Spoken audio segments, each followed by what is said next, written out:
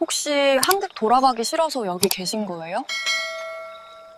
처음 그 말을 들었을 때 저는 대답을 못했습니다. 말문이 막힌 게 아니라 그 질문이 너무 정확하게 찔러서요. 이혼 도장을 찍고도 한참을 집 근처에서 서성이다. 결국 캐리어 하나만 끌고 동남아 어딘가로 날아간 60살 남자한테 여자가 그렇게 물었습니다. 그 여자가 린이었습니다. 강변 식당에서 일하던 한국말을 제법 하던 아이. 처음부터 제 표정부터 살피던 사람. 저는 그 여자를 결국 한국으로 데려와 재혼했습니다. 그게 새 인생인 줄 알았거든요. 정말로요. 그런데 1년 뒤 저는 뭔가 단단히 잘못됐다는 걸 느꼈습니다. 다만 그게 뭔지 어디서부터인지는 한참이 지나서야 알았습니다. 도대체 그 1년 동안 무슨 일이 있었던 걸까요? 시작 전 구독과 좋아요로 함께해 주시고 어느 지역에서 듣고 계신지 댓글로 한 번씩만 남겨주세요. 그곳에 행복이 닿길 바라겠습니다. 퇴직이 반년 앞으로 다가왔을 때 집안 공기가 먼저 달라졌습니다. 제가 느낀 건 달력이 아니었어요. 아내 선영이 거실 소파에 앉아 TV를 보다가도 밥상 앞에서도 심지어 제가 세면대에서 혈압약을 꺼내는 순간에도 슬쩍 눈길을 돌리던 그 방식이었습니다. 약통이 비어가는 건 못 봐도 퇴직금이 일시금으로 언제 들어오는지는 꼭 2번씩 묻더라고요. 일시금으로 받는 거 맞지? 분할 말고. 처음엔 그냥 넘겼어요. 노후 준비 얘기겠거니 싶었으니까요. 그런데 그 질문이 한 번이 아니었습니다. 2번, 3번. 맥락도 없이 불쑥 나왔어요. 아침 식탁에서 뉴스 끝나고 채널 돌리다가 제가 피곤하다고 일찍 누우려는 날 침실 문 앞에서 타이밍이 너무 자연스러워서 오히려 이상했습니다. 오래같이 살면 그렇게 되는 건지 아니면 원래 그런 사람이었는데 제가 몰랐던 건지. 그때는 잘 몰랐어요. 아들 민호도 마찬가지였습니다. 어느 주말 민호가 아버지 오랜만에 소주 한잔 해요 라고 했어요. 오랜만이라는 말에 저도 모르게 반가웠습니다. 아들이 먼저 연락해 오는 일이 그리 잦지 않았거든요. 근처 고깃집에 마주 앉았는데 고기 굽기도 전에 민호 입에서 나온 첫 마디가 이거였어요. 아버지, 어차피 노후는 연금으로 버티면 되잖아요. 퇴직금은 묵혀두면 손해니까 제가 좀 알아봐 드릴게요. 숯불 위에서 고기가 지글지글 소리를 내고 있었습니다. 저는 잔을 들다가 내려놨어요. 아들 얼굴을 보니까 술 한잔 하자고 부른 게 아니더라고요. 퇴직금 운용 얘기를 꺼내려고 자리를 만든 거였습니다. 그걸 눈치채는 순간 뭔가 목 안쪽이 꽉 막히는 느낌이 들었어요. 소주를 한 모금 넘기고 그냥 웃었습니다. 다른 말은 안 했어요. 집으로 돌아오는 길이 유난히 길게 느껴지던 밤이었습니다. 그로부터 며칠 뒤였어요. 퇴근이 조금 늦어진 날이었습니다. 현관문을 열고 들어서는데 거실에서 불판 위에 고기 굽는 냄새가 확 밀려왔어요. 선영과 민호가 식탁에 앉아 있었습니다. 민호가 언제 왔는지도 몰랐어요. 둘이 마주 앉아 고기를 먹고 있었고 민호 휴대폰에서는 영상이 흘러나오고 있었습니다. 식탁 위엔 웃음소리, 고기 굽는 소리, 알림음이 뒤섞여 있었어요. 저는 가방을 내려놓고 주방 쪽으로 갔습니다. 싱크대 옆에 뚜껑 닫힌 냄비가 하나 있었어요. 된장국이었습니다. 식어 있었어요. 저는 밥을 한 주걱 퍼서 국에 말았습니다. 수저를 들고 싱크대 옆에 서서 먹었어요. 식탁이 없어서가 아니었습니다. 식탁엔 자리가 있었어요. 그냥 거기 가서 앉기가 싫었습니다. 아니, 솔직히 말하면 거기 앉았다가 아무도 젓가락 한 번 내밀지 않는 걸 확인하고 싶지 않았어요. 선영은 끝내 왜 거기 서 있어요 하지 않았습니다. 민호도 고개를 돌리지 않았어요. 된장국이 식어 있다는 말도 늦게 들어왔다는 말도 아무것도 없었습니다. 저만 없는 식탁이었어요. 제가 집 안에 있는데도 국이 짰는지 싱거웠는지도 모르고 다 먹었습니다. 수저를 헹구고 방으로 들어갔어요. 불을 켜지 않았습니다. 그냥 침대 끝에 걸터 앉아 있었어요. 거실에서 웃음소리가 들렸습니다. 건강검진 재진 날이었어요. 직장에서 건강검진을 받고 몇 가지 수치가 나와 다시 오라고 했던 날입니다. 병원 창구에서 접수를 하는데 직원이 종이를 내밀면서 보호자 연락처를 적어 달라고 했어요. 저는 펜을 들고 한참 멈췄습니다. 선영 번호를 쓸까 했는데 손이 안 움직였어요. 아들 번호는 더 망설여졌습니다. 결국 칸을 비워두고 종이를 돌려줬습니다. 직원이 아무 말 없이 받아갔어요. 진료실 의자에 앉아서 혈압 수치 얘기를 들으면서도 머릿속엔 그 빈칸이 계속 남아 있었습니다. 보호자 연락처. 별거 아닌 칸인데 비워두고 나니까 이상하게 마음이 무거웠어요. 집으로 돌아왔습니다. 선영은 소파에서 휴대폰을 보고 있었어요. 민호는 없었고요. 저는 현관에 서서 잠깐 기다렸습니다. 검사 결과는 어땠냐고 한마디만 물어봐 주면 됐어요. 딱 한마디요. 아무 말이 없었습니다. 저는 신발을 벗고 안으로 들어갔어요. 방에 들어가 재킷을 걸고 잠깐 창문을 열었다가 닫았습니다. 그리고 거실로 나왔는데 선영은 여전히 휴대폰을 보고 있었어요. 채널이 바뀐 TV가 혼자 떠들고 있었고요. 그날 저는 아무 말도 안 했습니다. 밤이 늦어서야 잠이 들었다가 새벽에 눈이 떠졌어요. 거실 불은 꺼져 있었습니다. 선영은 자고 있었고 집안은 조용했어요. 저는 자다 깬 김에 물이나 마시려고 나왔다가 현관 신발장 앞에 그냥 주저앉았습니다. 슬리퍼를 신은 채로 신발장에 등을 기대고요. 생각이 많았어요. 정리가 안 됐습니다. 퇴직금 날짜를 2번씩 묻는 아내. 술 한잔 하자더니 퇴직금 운용 얘기를 꺼내는 아들. 싱크대 옆에서 혼자 식은 된장국을 말아먹던 저녁. 병원 종이에 비워둔 보호자 칸. 검사 결과를 아무도 안 묻던 집안의 공기.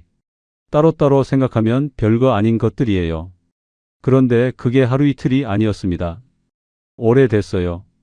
제가 언제부터 이 집에서 이런 사람이었는지 그게 더 무서웠습니다. 아무도 저를 쫓아낸 게 아니에요. 그냥 천천히 아주 자연스럽게 제 자리가 없어진 거였습니다. 더 늦으면 집 안에서 완전히 지워지겠다 싶었어요. 그 생각이 드는 순간 이상하게 마음이 조용해졌습니다. 무너지는 게 아니라 오히려 뭔가 결심이 서는 것 같은 고요함이었어요. 저는 한참 신발장에 기대 앉아 있다가 조용히 안방으로 들어가지 않고 그냥 거기 있었습니다. 황혼 이혼. 그 단어가 머릿속에 들어온 건 그 새벽이었어요. 이혼 절차는 생각보다 조용하게 끝났습니다. 선영은 크게 붙잡지 않았어요. 저도 크게 요구하지 않았고요. 재산 정리를 하고 서류에 도장을 찍었습니다. 구청 민원실을 나오면서 저는 한참 서 있었어요. 홀가분해야 하는 건지 허전해야 하는 건지도 모르겠더라고요. 그냥 멍했습니다. 집으로 가지 않았어요. 캐리어를 끌고 근처 모텔에서 하루를 자고 다음 날 아침 인터넷으로 비행기 표를 끊었습니다. 목적지를 고민하지 않았어요. 그냥 한국을 잠깐 안 보고 싶었습니다. 오래 멀리. 그 마음 하나였어요. 공항 가는 버스 안에서 창문에 이마를 기댔습니다. 서울 외곽이 빠르게 지나갔어요. 아무도 제 비행기 시간을 모른다는 생각이 들었는데 그게 슬프지 않았습니다. 그냥 그랬어요. 저는 그렇게 한국을 떠났습니다. 그리고 그 여행지 끝에서 저는 아직 이름도 모르는 누군가를 만나게 됩니다. 그 사람이 제 삶을 다시 열어줄 거라고 믿었는데 그게 다른 문을 닫는 시작이었다면 저는 그때 알아챌 수 있었을까요? 동남아 특유의 더위라는 게 있어요.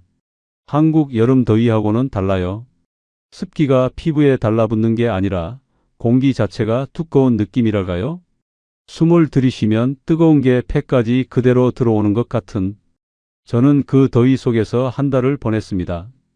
숙소 에어컨이 약한 날은 새벽에도 땀을 흘리며 잠을 깼어요. 그래도 이상하게 괜찮았습니다. 한국에서 느끼던 답답함하고는 종류가 달랐거든요. 처음 몇 주는 그냥 걸어 다녔어요. 지도 없이 숙소 근처를 돌고 시장 골목을 들어갔다 나오고 강변 쪽 의자에 앉아 오토바이 소리를 들으며 멍하니 있었습니다. 아무도 저를 몰랐어요. 저한테 퇴직금 날짜를 묻는 사람도 노후 자금 운용 이야기를 꺼내는 사람도 없었습니다. 그냥 지나가는 60살 동양 남자 하나였어요. 그게 그렇게 편할 수가 없었습니다. 그러다 속이 안 좋아진 날이 있었어요. 더위에 지쳐서 음식도 제대로 못 먹은 날이 며칠 이어졌던 것 같습니다. 숙소 근처 식당에 들어갔는데 메뉴판을 봐도 뭘 시켜야 할지 모르겠더라고요. 향신료 냄새가 강한 음식들이 대부분이었고 위가 이미 예민한 상태라 아무거나 시켰다가 더 탈이 날 것 같았습니다. 그냥 물이나 마시다 나가야겠다 싶어서 구석 자리에 앉아 있었어요. 그때 린이 다가왔습니다. 번역기 화면을 내밀더라고요. 화면엔 이렇게 쓰여 있었어요. 매운 거 말고 따뜻한 거 드실래요? 저는 그냥 고개를 끄덕였습니다. 잠시 뒤 린이 가져온 건 메뉴판에 없던 거였어요. 죽 비슷한 국물 요리였는데 자극적이지 않고 따뜻했습니다. 그리고 얼음 든 물 대신 미지근한 차를 가져다 줬어요.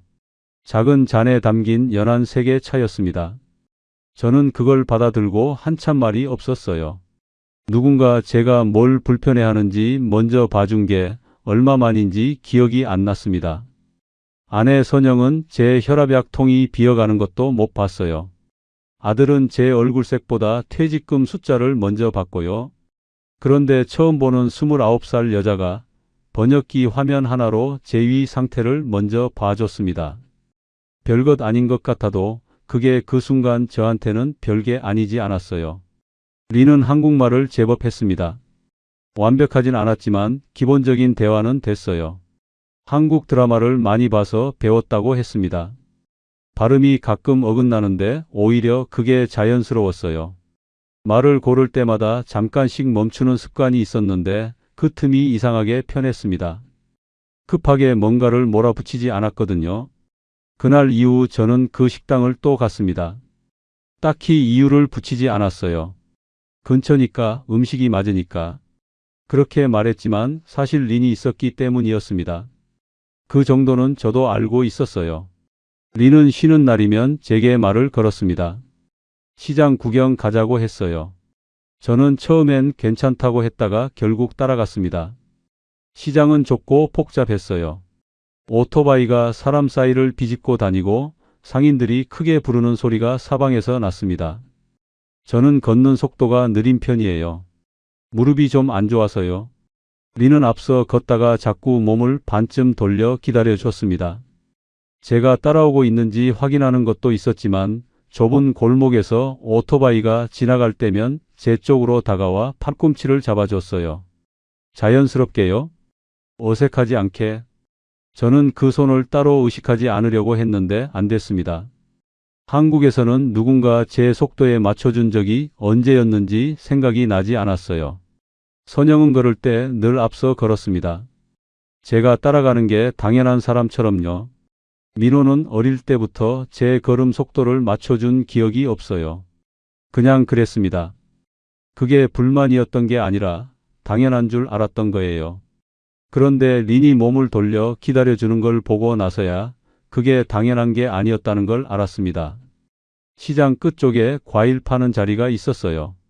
린이 작은 봉지 하나를 사서 내밀었습니다.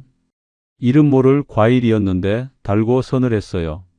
저는 받아 먹으면서 아무 말도 안 했고 린도 굳이 설명하지 않았습니다. 그냥 같이 걸었어요. 그 조용함이 불편하지 않았습니다. 강변엔 저녁마다 나갔어요. 린이 일 끝나고 시간이 되는 날이면 둘이 강변 쪽 낮은 의자에 나란히 앉아 있었습니다. 강물색이 저녁이 될수록 진해지는 걸 그냥 바라봤어요. 말이 많지 않아도 됐습니다. 린은 가끔 이것저것 물었어요. 한국은 겨울에 얼마나 추우냐고, 김치는 정말 몇 끼 나오냐고, 한국 사람들은 다 그렇게 바쁘냐고. 질문이 크지 않았어요. 무겁지도 않았고요. 저는 그 질문들에 대답하면서 이상하게 말이 많아졌습니다. 오래 닫혀있던 사람이 작은 틈에서 말이 나오는 것처럼요. 한 번은 린이 이렇게 물었어요. 한국에 가면 일할 수 있어요? 저도요? 저는 그 질문을 듣고 강물을 한참 봤습니다. 그때 제 머릿속에 뭔가가 움직이기 시작했어요. 린이 한국을 궁금해한다는 게 단순한 호기심처럼 들리지 않았거든요. 그 순간 저는 그냥 그럼요, 할 수 있어요 라고 했습니다. 짧게요. 그런데 그 짧은 대답 뒤에 제가 무슨 생각을 했는지는 말하지 않아도 알 것 같지 않으세요? 한국행 날짜는 2번 미뤘습니다. 처음 끊어둔 비행기 날짜가 됐는데 저는 그날 아침 일어나 짐을 싸다가 멈췄어요. 이유를 딱히 만들진 않았습니다. 그냥 아직 아닌 것 같았어요. 항공사 앱에서 날짜를 바꿨습니다. 보름 뒤로요. 보름이 지났을 때 또 바꿨습니다. 숙소방 침대 끝에 앉아서 예약 화면을 한참 보다가 닫았어요. 창문 너머로 저녁 강변이 보였습니다. 한국에 돌아가면 뭐가 있는지를 생각해 봤어요. 퇴직까지 남은 기간 혼자 들어가야 할 빈집, 아무도 물어봐 주지 않을 저녁들. 그게 다였습니다. 린이 그날 저녁도 강변에 나와 있었어요. 저는 옆에 앉아 캔 하나를 땄습니다. 린이 조용히 물었어요. 또 안 가요? 저는 응이라고만 했습니다. 린은 더 묻지 않았어요. 강물이 어두워지는 걸 둘이 그냥 봤습니다. 그 시간이 제일 편했어요. 아무것도 설명하지 않아도 됐으니까요. 그때 저는 이미 결심을 하고 있었던 것 같습니다. 말로 꺼내지 않았을 뿐이에요. 린한테 처음 제대로 된 이야기를 한 건 그 즈음이었습니다. 이혼한 것도 말했어요. 퇴직이 얼마 안 남은 것도요. 집안에서 제 자리가 없어졌던 것도 어렴풋이 꺼냈습니다. 직접적으로 말한 게 아니라 강변에 앉아 강물을 보면서 중얼거리듯 했는데 린은 끊지 않고 들었어요. 다 듣고 나서 린이 말했습니다. 그래서 여기 오래 있었구나. 틀린 말이 아니었어요. 저는 고개를 끄덕였습니다. 린은 그 이상 아무 말도 하지 않았어요. 위로도 조언도 공감의 말도 길게 늘어놓지 않았습니다.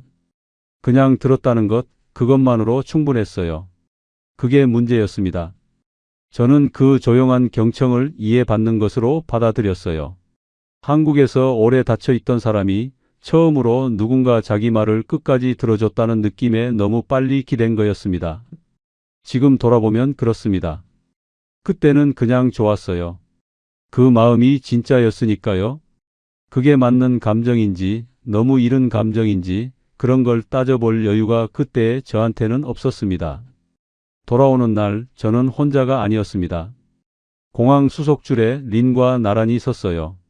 짐은 각자 들었지만 체크인 카운터 앞에서 서류를 꺼낼 때 린이 살짝 긴장한 얼굴을 했습니다. 저는 옆에서 괜찮다는 듯이 먼저 앞으로 갔어요. 앞장서는 게 자연스러웠습니다. 오랜만에 그런 느낌이었어요. 비행기 안에서 린은 창가에 앉아 이륙하는 순간 눈을 감았어요. 무서운 건지 설레는 건지 몰랐습니다. 저는 그 옆모습을 잠깐 봤다가 눈을 앞으로 돌렸어요. 인천공항이 가까워질수록 저는 생각보다 설레고 있었습니다. 다시 시작해도 된다는 믿음이 처음으로 생겼거든요. 그 믿음이 어디서 온 건지, 탄탄한 근거가 있는 건지 그런 건 따지지 않았습니다. 그냥 믿었어요. 그게 저를 가장 약하게 만든 순간이었다는 걸 그때는 정말 몰랐습니다. 린이 한국 땅을 처음 밟는 순간 이미 뭔가가 시작되고 있었는데 저만 몰랐던 걸까요? 인천공항 도착장은 늘 사람이 많아요. 입국장 문이 열릴 때마다 사람들이 쏟아져 나오고 마중 나온 가족들이 손을 흔들고 아이들이 뛰어가고 저는 그 풍경을 수십 번 봤을 텐데 그날은 달리 보였습니다. 린이 옆에 있어서였을 거예요. 린은 도착장 안내 방송이 나올 때마다 제 소매를 잡았어요. 무슨 말인지 못 알아듣는 거겠지요. 저는 그때마다 괜찮아요, 별거 아니에요 라고 했습니다. 린은 고개를 끄덕였지만 눈은 여전히 주변을 빠르게 살폈어요. 낯선 공간에 처음 들어온 사람 특유의 눈빛이었습니다. 저는 카트를 앞장서서 밀었어요. 짐을 올리고 출구 방향을 잡고 택시 승강장 쪽으로 걸었습니다. 린은 제 한 발 뒤에서 따라왔어요. 오토바이 골목을 함께 누비던 그 여자가 여기서는 저한테 기대고 있었습니다. 그 위치가 이상하게 자연스럽게 느껴졌어요. 제가 앞장설 수 있는 공간이 생겼다는 게 그게 좋았습니다. 경기 외곽 아파트까지 오는 내내 린은 창문 밖을 봤어요. 고속도로 양쪽으로 아파트 단지들이 줄지어 있고 간판들이 빠르게 지나가고 터널을 몇 번 통과했습니다. 린은 한마디도 안 했어요. 저도 굳이 말을 붙이지 않았습니다. 그냥 같이 그 풍경을 봤어요. 아파트 현관 앞에 섰을 때 린이 처음으로 조용히 말했습니다. 생각보다 크다. 저는 그 말을 듣고 피식 웃었어요. 크지 않거든요. 오래된 20평 남짓 아파트예요. 엘리베이터도 느리고 복도 형광등도 깜박거렸습니다. 그런데 린이 그렇게 말하니까 이상하게 부끄럽지 않았어요. 오히려 뭔가 보여줄 수 있는 게 생긴 것 같았습니다. 현관문을 열고 들어서자 린은 신발을 벗고 문 안쪽을 천천히 둘러봤어요. 거실, 주방, 베란다 쪽 창문. 시선이 멈추는 곳마다 잠깐씩 보다가 넘어갔습니다. 저는 어색한 침묵을 깨려고 조금 낡았어도 편하게 지내면 된다고 했어요. 린은 고개를 끄덕이면서 베란다 창문 쪽으로 걸어갔습니다. 창문을 열고 바깥 공기를 한번 들이쉬더라고요. 그 뒷모습을 보면서 저는 이 집이 다시 사람 사는 집 같다는 생각을 했습니다. 린은 부지런했어요. 다음 날 아침부터 움직였습니다. 냉장고 문을 열고 안에 있는 반찬통을 다 꺼냈어요. 오래된 것들은 버리고 남은 건 깨끗이 씻어서 다시 넣었습니다. 욕실 선반도 정리했어요. 제가 대충 올려둔 샴푸통, 면도기, 낡은 수건들을 종류별로 나눠 놓더라고요. 베란다에 나가서는 말라 죽은 화분을 보더니 가방을 들고 나갔다 왔습니다. 새 흙이랑 작은 화분 2개를 사 들고요. 저는 그 모습을 보면서 말이 안 나왔어요. 선영은 집 정리를 제가 신경 쓰면 내가 하는 방식이 있다고 했습니다. 제가 무언가를 건드리면 나중에 꼭 한 소리를 들었어요. 그래서 저는 어느 순간부터 집 안에서 뭔가를 건드리지 않게 됐습니다. 냉장고 정리도 베란다 화분도 다 선영 쪽 영역이었어요. 저는 그냥 있는 것들 사이에서 조심조심 지낸 사람이었습니다. 그런데 린은 달랐어요. 이 집을 자기 공간으로 받아들이고 거기서 뭔가를 시작하고 있었습니다. 그게 저한테는 함께 만들어가는 것처럼 느껴졌어요. 저도 뭔가 해야겠다 싶었습니다. 며칠 뒤 마트에 다녀왔어요. 새 밥솥을 샀습니다. 오래된 게 코팅이 벗겨진 지 한참이었거든요. 전기포트도 샀고 린이 쓸 화장대도 골랐습니다. 매장에서 직원한테 이것저것 물어보면서 고르는데 이상하게 신이 났어요. 오랜만에 뭔가를 고르는 즐거움 같은 게 있었습니다. 두꺼운 이불도 샀어요. 린이 추위를 많이 탄다고 했거든요. 겨울 점퍼도 하나 골랐습니다. 린 체형이 어느 정도인지 몰라서 직원한테 보여주면서 이 정도면 맞겠냐고 물었어요. 직원이 웃으면서 고르는 걸 도와줬습니다. 집에 돌아와서 새 물건들을 하나씩 꺼내 놓는데 린이 화장대 거울 앞에 앉아봤어요. 점퍼를 입어보고 소매를 내려다보면서 딱 맞다고 했습니다. 저는 그 말 한마디에 마트에서 2시간 돌아다닌 게 하나도 안 피곤해졌어요. 낡은 집에 새 물건이 하나씩 들어올수록 여기가 진짜 다시 시작하는 집 같다는 느낌이 들었습니다. 그 느낌이 제일 좋았어요. 혼인신고 준비는 생각보다 복잡했어요. 외국인과의 혼인이라 서류가 많았습니다. 구청, 출입국 관련 상담, 은행, 휴대폰 매장. 며칠에 걸쳐 이곳저곳을 돌아다녔어요. 저는 그 과정이 번거롭다고 느끼지 않았습니다. 오히려 뭔가를 같이 해나가는 것 같아서 좋았어요. 서류가 많은 날이면 린은 자꾸 제 쪽을 바라봤습니다. 창구 직원이 설명을 하면 린은 절반쯤 알아듣고 나머지는 제 눈치를 봤어요. 저는 그 시선에 기대어 서명을 했습니다. 제가 결정하고 제가 책임지는 사람이 된 것 같은 느낌이었어요. 오랫동안 그런 느낌이 없었거든요. 집안에서 제 의견이 마지막으로 반영된 게 언제인지도 잘 모를 만큼요. 혼인신고를 마친 날 저녁 둘이 동네 국밥집에 갔습니다. 특별한 자리를 만들려고 한 건 아니었어요. 그냥 근처에서 간단하게 먹자고 들어간 거였습니다. 뚝배기 국밥이 나오고 김치가 나오고 둘이 마주 앉았어요. 린이 김치를 한 조각 집어 먹더니 눈을 크게 떴습니다. 역시 맵냐고 물었어요. 저는 웃으면서 조금만 먹으라고 했습니다. 밥을 먹다가 린이 숟가락을 잠깐 내려놓더니 말했어요. 이제 가족. 서툰 한국말이었습니다. 발음도 약간 어긋났어요. 그런데 저는 그 말을 듣고 숟가락을 내려놓고 한참 웃었습니다. 국밥집 벽에 붙은 메뉴판, 뚝배기에서 올라오는 김, 창밖으로 보이는 동네 골목.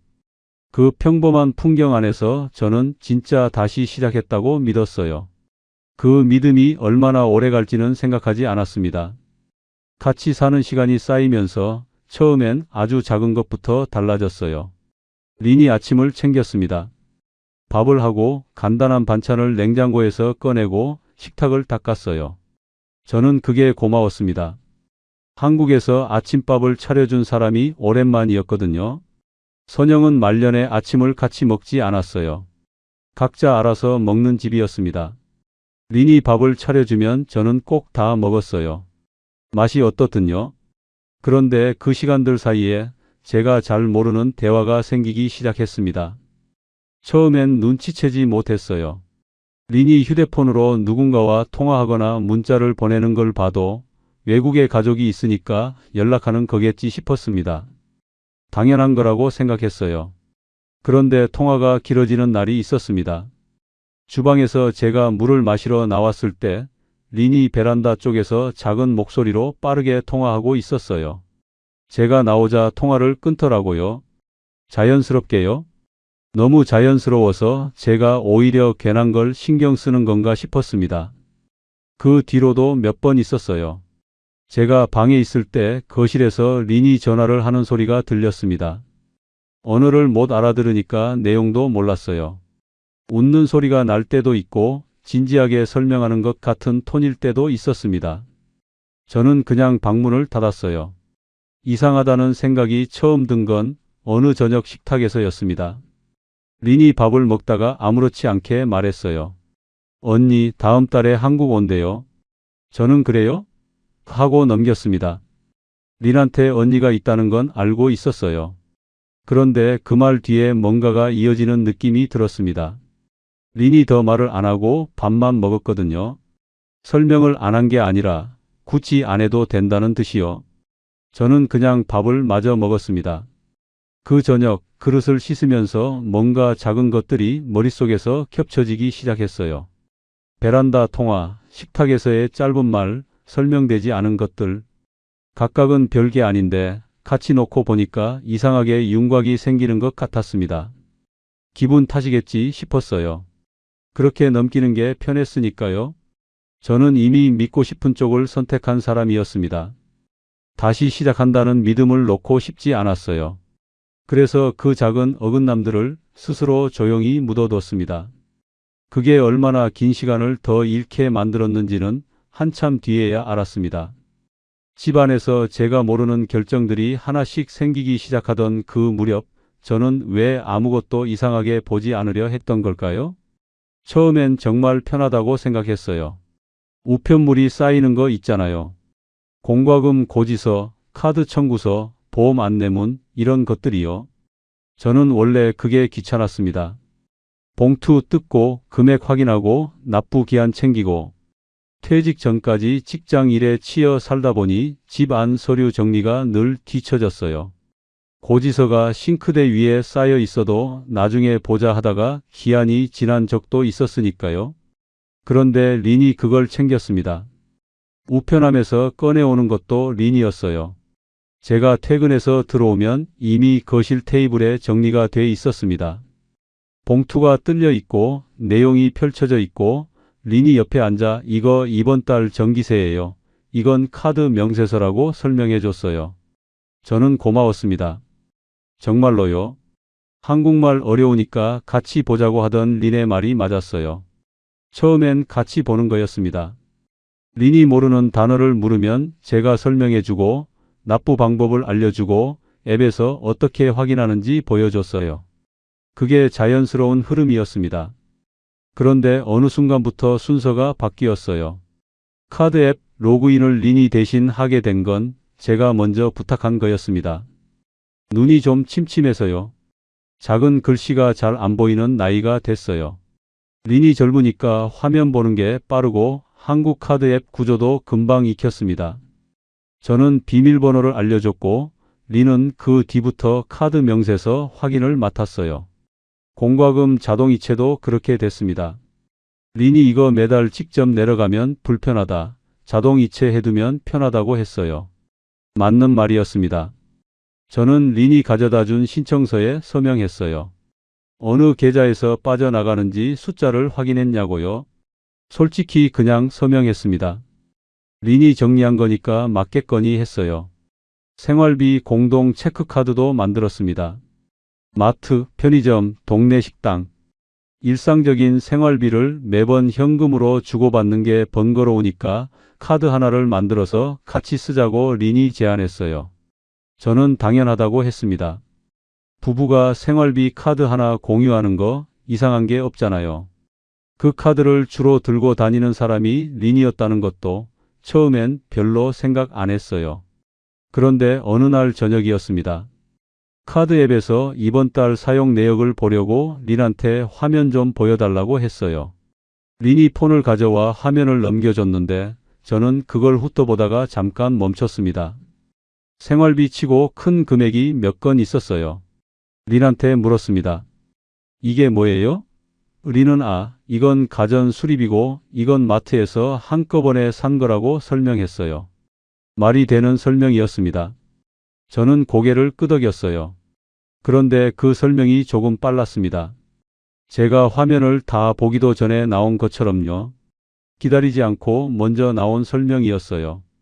그게 마음에 걸렸는데 제가 또 묻어뒀습니다. 그냥 예민한 거겠지. 그렇게요? 린의 언니 부부가 처음 집에 온 건 재혼하고 서너 달쯤 됐을 때였어요. 린이 며칠 전에 말했습니다. 언니가 한국에 들어오는데 며칠 집에 있어도 되냐고요? 저는 괜찮다고 했어요. 처갓집 식구인데 당연하지 싶었습니다. 언니 부부가 온 날 현관에서 인사를 나눴어요. 린의 언니는 30대 중후반쯤 돼 보였습니다. 남편도 함께였어요. 저는 한국말이 안 통하니까 린이 통역하는 대로 인사를 주고받았습니다. 어색하지만 나쁘지 않은 첫인상이었어요. 그런데 다음 날부터 달라졌습니다. 주방에서 린과 언니가 대화하는 소리가 아침부터 났어요. 빠르고 길었습니다. 저는 알아들을 수가 없었어요. 식탁 위엔 배달 음식 상자가 올라와 있었고 냉장고 문이 자주 열렸다 닫혔어요. 제가 냉장고 문을 열려고 가는데 언니가 먼저 열고 뭔가를 꺼내는 상황이 2번 있었습니다. 제 집 냉장고인데 제가 눈치를 봤어요. 거실 TV 앞자리는 자연스럽게 언니 부부 차지가 됐습니다. 낮에 제가 거실에 나오면 언니 부부가 소파에 앉아 TV를 보고 있었어요. 저는 베란다 쪽 접이 의자에 앉았습니다. 캔맥주를 하나 들고서요. 자리가 없어서가 아니에요. 소파가 꽉 찬 건 아니었습니다. 그냥 거기 가서 앉기가 어색했어요. 제 자리 같은 느낌이 안 들었습니다. 린은 그 사이에서 부지런히 움직였어요. 언니한테 뭔가를 설명하고 음식을 차리고 웃고 저한테도 가끔 와서 말을 붙였습니다. 그런데 그 흐름이 언니 부부 중심으로 돌아가고 있었어요. 저는 그 흐름 안에 있는 사람이 아니라 바깥에서 지켜보는 사람 같았습니다. 이틀이 지나고 사흘이 됐을 때 저는 슬슬 언니 부부가 언제 가는지 생각하고 있었습니다. 그 생각이 드는 게 미안했어요. 제가 너무 속이 좁은 건가 싶었거든요. 그냥 좀 지내다 가겠거니 하고 베란다에서 캔맥주를 또 땄습니다. 언니 부부가 다녀간 뒤 전세 재계약 이야기가 나왔습니다. 재계약 시기가 다가오고 있었어요. 린이 먼저 꺼냈습니다. 여기 좀 작은 것 같아요. 역 가까운 쪽으로 가면 어때요? 저는 그 말을 듣고 잠깐 생각했어요. 이 아파트가 작긴 하죠. 오래됐고요. 역까지 걸어서 10분 넘게 걸리는 것도 사실이었습니다. 린 말이 틀린 게 아니었어요. 그런데 그 말 뒤에 이런저런 이야기가 따라 나왔습니다. 휴대폰 요금제를 바꾸면 더 싸게 쓸 수 있다는 이야기, 카드 한도를 올려두면 큰 결제할 때 편하다는 이야기, 이사 가면 보증금을 새로 마련해야 하니까 생활비 계좌를 따로 정리하자는 이야기. 하나씩 들으면 다 말이 되는 얘기들이었어요. 그런데 한꺼번에 나오니까 이상했습니다. 이사, 보증금, 카드 한도, 계좌 분리. 이게 다 이어지는 얘기였거든요. 저는 그 얘기를 들으면서 고개를 끄덕이다가 어느 순간 멈췄어요. 제 통장 얘기를 하는 건데 제가 주도하는 대화가 아니었습니다. 린이 설명하고 저는 듣고 있었어요. 언제부터 이게 이 방향이었는지를 생각해 보니까 잘 모르겠더라고요. 자연스럽게 흘러온 것 같은데 돌아보면 흐름이 한쪽으로만 가고 있었습니다. 그날 밤 저는 카드 앱을 직접 열어봤어요. 비밀번호를 눌렀는데 한 번에 안 들어가졌습니다. 다시 눌렀어요. 두 번 만에 들어가졌습니다. 뭔가 바뀐 건 아니었는데 그 한 번의 걸림이 이상하게 마음에 남았어요. 사용 내역을 천천히 봤습니다. 마트, 편의점, 배달. 이건 생활비가 맞았어요. 그런데 항목 중에 낯선 상호명이 몇 개 있었습니다. 어디서 쓴 건지 바로 알 수가 없었어요. 린한테 물어보면 설명해 주겠지 싶었는데 그 생각이 드는 순간 또 이상했습니다. 제 카드인데 제가 확인하려면 린한테 물어봐야 아는 구조가 돼 있었어요. 저는 폰을 내려놓고 천장을 봤습니다. 그 즈음부터 작은 것들이 겹치기 시작했어요. 공과금 고지서를 제가 먼저 뜯으려고 하면 린이 제가 할게요 라고 먼저 가져갔습니다. 보험 안내 우편물이 왔을 때도요. 저는 굳이 가져오라고 하지 않았어요. 편하게 맡기는 거라고 스스로 정리했습니다. 그런데 어느 날 은행에서 문자가 왔어요. 입출금 내역 알림이었습니다. 저는 습관적으로 확인했는데 이체 내역 하나가 눈에 들어왔어요. 금액이 작지 않았습니다. 수취인 이름이 낯선 이름이었어요. 린 이름이 아니었습니다. 린한테 물었어요. 아, 그건 언니한테 잠깐 빌려준 거라고 했습니다. 곧 돌아온다고요? 저는 알겠다고 했습니다. 돌아왔는지 확인하지 않았어요. 그게 제 실수였습니다. 그때 확인했어야 했는데 저는 또 믿는 쪽을 택했어요. 확인하면 의심하는 것 같고 의심하면 이 집안의 공기가 달라질 것 같았습니다.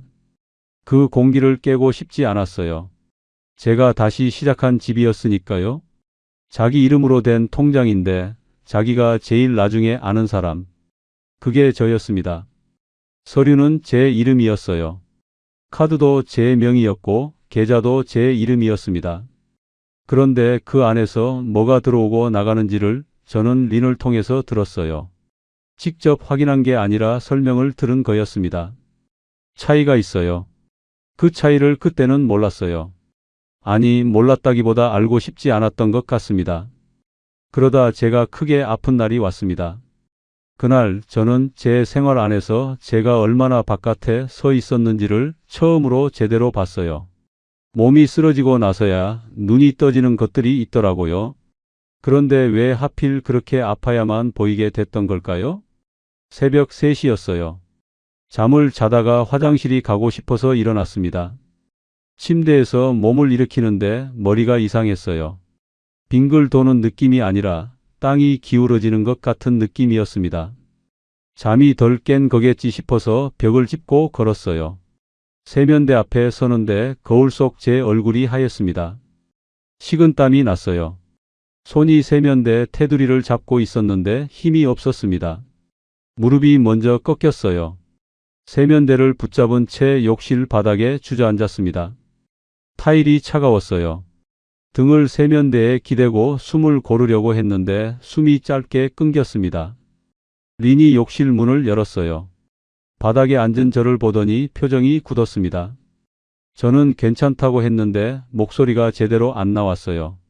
린이 부축해서 일으켜줬습니다. 응급실은 새벽에도 밝았어요. 접수 창구 앞에 서자 직원이 이것저것 물었습니다. 이름, 나이, 증상, 평소 복용약. 저는 대답하려고 했는데 린이 먼저 말했어요.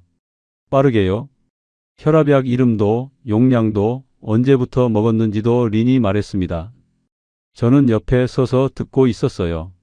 틀린 말이 아니었습니다. 다 맞는 정보였어요. 그런데 그게 이상했습니다. 제 몸에 대한 정보인데 제가 대답하기 전에 먼저 나온 거였으니까요. 직원이 보험카드를 달라고 했습니다. 린이 제 지갑에서 꺼내줬어요. 카드를 꺼내는 손이 너무 자연스러웠습니다. 어디 있는지 바로 알고 꺼내는 손이었어요. 링거를 맞으면서 의자에 앉아 있었습니다. 아픈 건 저인데 제 상황을 제일 잘 파악하고 있는 사람이 린이었어요. 제 혈압약 이름, 제 보험카드 위치, 제 지갑이 어디 있는지. 그 새벽에 그게 고마운 건지 이상한 건지 판단이 안 됐습니다. 퇴원하고 집에 돌아왔어요. 혈압이 갑자기 올랐던 거라고 했습니다. 무리하지 말고 짜게 먹지 말라고 했어요. 저는 고개를 끄덕이고 집으로 왔습니다. 소파에 앉아서 멍하니 있다가 일어나서 서랍을 열었어요. 오래된 계약서들을 꺼냈습니다. 전세 계약서, 통장 사본, 카드 신청서. 한 장씩 펼쳐봤어요. 제 이름이 다 적혀 있었습니다. 그런데 그 서류들 안에 제가 기억 못하는 서명이 있었어요. 린이 가져와서 여기 사인만 하면 된다고 했던 것들이었습니다. 그게 몇 장이나 됐는지 펼쳐보니까 꽤 됐어요. 카드 내역도 천천히 봤습니다. 항목마다 멈추면서요. 생활비 치고는 큰 금액이 반복됐어요. 가전, 가구 결제가 몰려 있었고 낯선 상호명도 여러 건이었습니다. 계좌 이체 내역에 린 언니 이름이 한 건이 아니었어요. 2건, 3건. 저는 그걸 보면서 천천히 숨을 들이쉬었습니다. 믿고 싶었던 것들이 조용히 바닥으로 내려앉는 느낌이었어요. 그날 저녁 저는 린을 불렀습니다. 거실 식탁에 마주 앉았어요. 카드 내역 인쇄본을 테이블 위에 펼쳤습니다. 린은 그걸 보더니 잠깐 굳었어요. 저는 천천히 말했습니다. 언니 계좌로 나간 거 3번이에요. 린이 말했어요. 잠깐 빌려준 거라고 곧 돌아온다고요. 목소리가 평소보다 낮았습니다. 저는 그 말을 듣고 다음 장을 펼쳤어요. 생활비를 넘는 반복 결제 내역이었습니다. 이건요? 린이 설명했어요. 가전 수리비, 마트 대량 구매.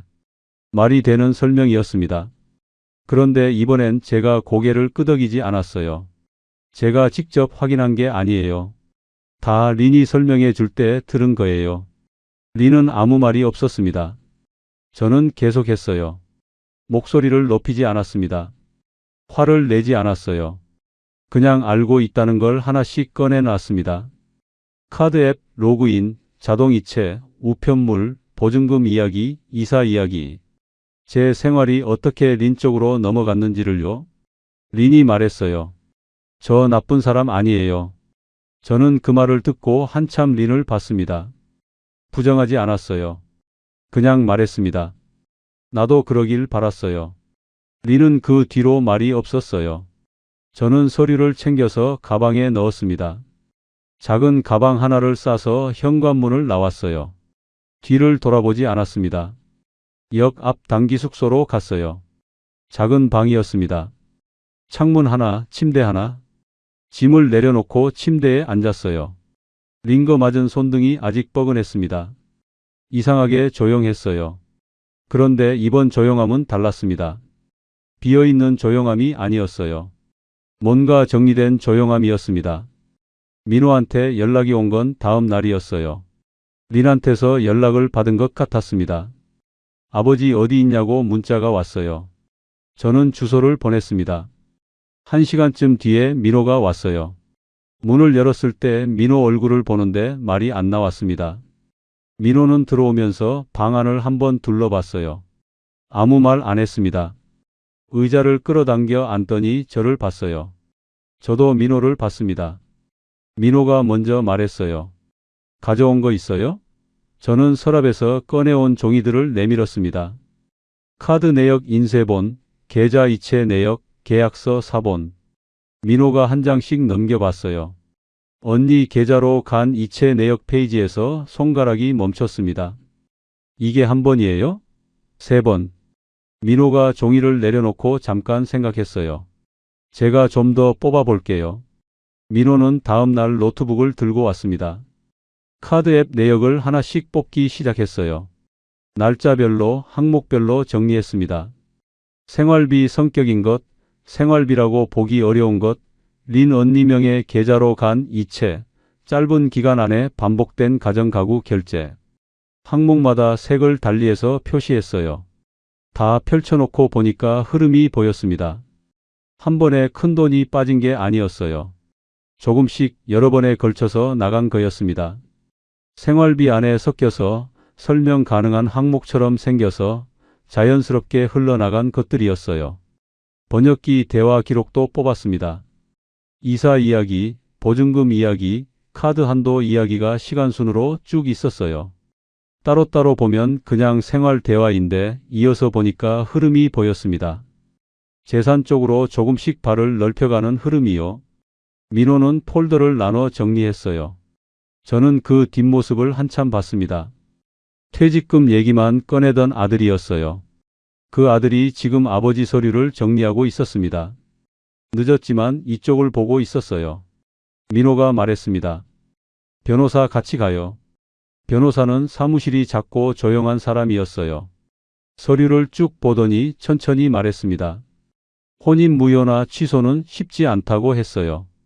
다만 재산 분할에서 린 쪽의 기여도가 낮다는 걸 입증하고 혼인 중 빠져나간 자금 흐름을 정리하면 큰 재산을 가져가는 걸 막는 방향으로는 싸울 수 있다고 했습니다. 민호가 정리한 표를 내밀었어요. 변호사가 훑어보다가 고개를 끄덕였습니다. 이 정도면 충분히 쓸 수 있다고 했어요. 언니 계좌로 간 이 채권은 특히 중요하다고요. 진술서를 써야 한다는 말을 들었습니다.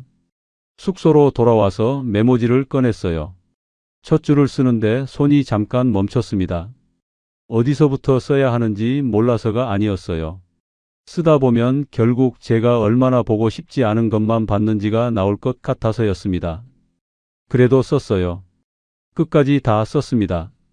린과 마주 앉아 서류를 펼쳤던 그 저녁부터 현관문을 나오던 순간까지 손이 떨리지 않았어요. 목이 잠기지도 않았습니다. 그냥 담담하게 썼어요. 다 쓰고 나서 메모지를 봤습니다. 제가 이미 한 발 내디딘 사람이라는 게 느껴졌어요. 끌려다니던 사람이 아니라 뭔가를 직접 움직이기 시작한 사람으로요. 그게 작은 변화였지만 저한테는 컸습니다. 법적으로 어떻게 끝나든 그 저녁 식탁에서 서류를 펼쳤던 순간부터 저는 이미 달라져 있었으니까요. 조정 결과가 어떻게 나올지는 아직 몰랐습니다. 하지만 이번엔 제가 먼저 움직이고 있었어요. 그것만은 확실했습니다. 진술서를 다 쓰고 나서 며칠이 지났어요. 숙소 방 창문으로 아침 햇살이 들어왔습니다. 저는 침대에 앉아서 메모지를 다시 읽었어요. 진술서였습니다. 언제부터 우편물이 린 손으로 넘어갔는지, 카드 앱 로그인을 언제부터 맡겼는지, 언니 계좌로 나간 이체가 몇 번이었는지 제 손으로 쓴 글이었어요. 읽으면서 이상한 게 느껴졌습니다. 억울하다는 감정이 아니었어요. 이걸 이제야 정리하고 있다는 것, 이걸 이제야 눈으로 보고 있다는 것, 그 느낌이었습니다. 오래 눈을 감고 있던 사람이 뜨고 나서 처음으로 주변을 제대로 보는 느낌이요. 민호한테 문자를 보냈어요. 오늘 집에 들어갈 거야. 민호한테서 바로 답장이 왔습니다. 같이 가요. 집 앞에 섰을 때 발이 잠깐 멈췄어요. 며칠 만에 보는 현관문이었습니다. 제 집이었어요. 제 이름으로 된 전세 계약서가 있는 집이요. 그런데 며칠 동안 제가 숙소에 있었고 린이 여기 있었습니다. 그 사실이 이상했어요. 나가야 할 사람이 저였던 게 아닌데 제가 나와 있었으니까요. 민호가 옆에 서 있었습니다. 들어가요. 저는 열쇠를 꺼냈어요. 문을 열었습니다. 현관에 린 신발이 있었어요. 거실에서 TV 소리가 났습니다. 린이 소파에 앉아 있다가 문 소리에 고개를 돌렸어요. 저를 봤습니다. 그 다음에 민호를 봤어요. 린 표정이 굳었습니다. 저는 신발을 벗고 들어갔어요. 민호도 들어왔습니다. 저는 거실 식탁 의자를 끌어당겨 앉았어요. 가방에서 서류 봉투를 꺼냈습니다. 카드 내역 인쇄본, 계좌 이체 내역, 번역기 대화 기록 캡처, 언니 계좌로 나간 이체 내역 한 장씩 테이블 위에 펼쳐놨어요. 린은 소파에서 일어나지 않았습니다. 저는 린을 봤어요. 천천히 말했습니다. 다 봤어요. 린이 소파에서 일어나 식탁 쪽으로 왔습니다. 테이블 위 서류를 봤어요. 한 장씩 눈이 지나갔습니다. 표정이 없었어요. 저는 기다렸습니다. 린이 말했어요. 설명할 수 있어요. 저는 고개를 끄덕였습니다. 들을게요. 린이 언니 계좌 이체권을 설명했어요. 잠깐 빌려준 거라고 급하게 필요한 게 있었다고 했습니다. 카드 결제권은 집에 필요한 것들이었다고 했어요. 가전이 오래됐고 생활에 필요한 것들을 샀다고 했습니다. 저는 들었어요.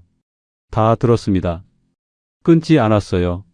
린이 말을 마치고 나서 저는 테이블 위 서류 중에 한 장을 가리켰어요.